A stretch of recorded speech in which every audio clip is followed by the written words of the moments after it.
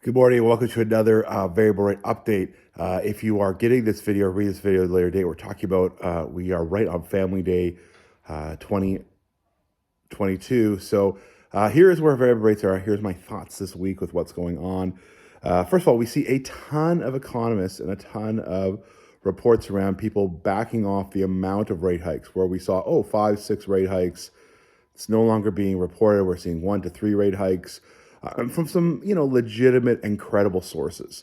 So I want to make that abundantly clear at this point, that, we are already seeing a lot of people saying, hey, there's going to be less and less rate hikes.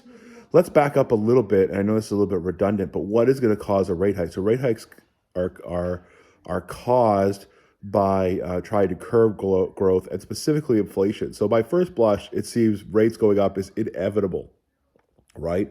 Because even in January, inflation was higher than expected. But I put a lot of thought to this. Obviously, most of the conversation we're having is around variable rates. Why I don't think rates are going to go up very aggressively. The cost of goods going up. So first of all, on inflation, we have house prices going up. And so curbing growth, is that because of too much of money supply or what, I do think we still have a pretty meaningful supply issue.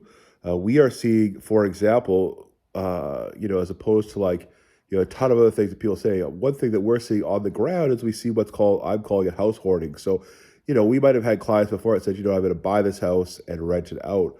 We're seeing a lot of times people going, I'm going to buy it and I might rent it out a little bit, maybe I Airbnb it, but I don't put a long-term tenant in. So you have a lot of people that are basically hoarding a lot of houses and space, but they're not necessarily creating more housing. So that is issue number one.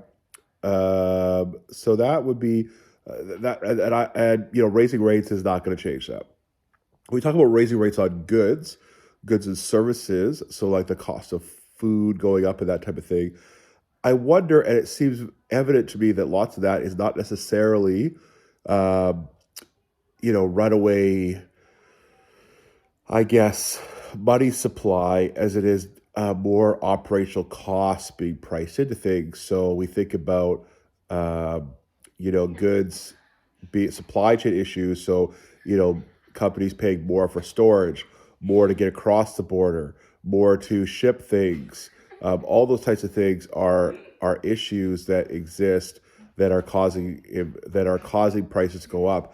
I'm not confident that a rate increase would be very healthy for those businesses and to curb what they need. Rather, they're trying to get those costs under control. So, certainly other people have different opinions, but we still say 1 to 3 times is now the prediction on things.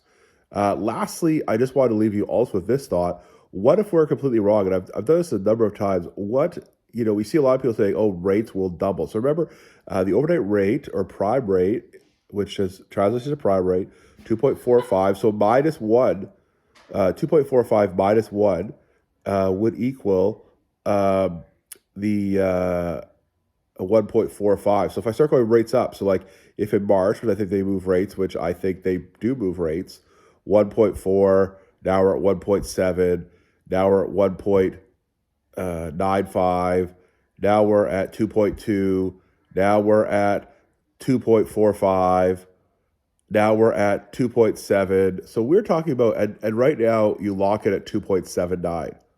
So you're talking about a lot of rate increases in the best of circumstances for that to happen. So, even if rates move up, please do not panic. Do not lock in prematurely. Let's have a conversation around it. And that is important to just be aware of. The other thing you need to really think about is that is your mortgage appropriately, if we haven't looked at your mortgage in the last 18 months, we need to really look at your mortgage and make sure it's appropriately hedged for inflation, irregardless, fixed or variable rate anyway. Anyway, that's my update today. Again, my prediction is don't lock in. March meeting coming next week or first week of March, and we'll have more information. If you have any questions or you want to go through your variable rate mortgage, please do contact me. I'd love to get a chance to go through that. We'll talk to you soon.